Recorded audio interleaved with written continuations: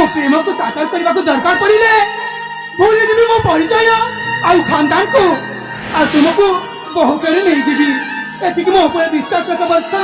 एतिक मो ऊपर विश्वास रख भूल बाबू संपूर्ण भूल स्वप्न देखिबारे किछि भूल न थाए बाबू किंतु एमिति एक स्वप्न को एक वास्तव रूप में परिणत करिबा एहा संपूर्ण भाबरे भूल मौसा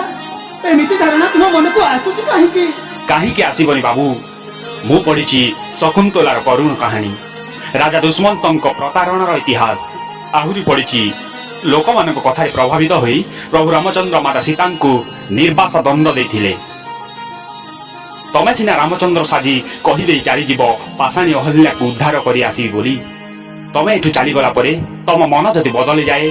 कि परिस्थिति रे पड़ी बाट भांगी चाली जाओ सेते बेले कोन हवे दुखिनी वर्षार के गढ़ी दव ता भंगा मन को जो मन कि तुम पाखरे बंधा पड़िची किए पोछिदेव मो वर्षा आखिर लुह जो लुह कि श्रावणर वर्षा पर वर्षि जाउथिबो कुह बाबू कुह।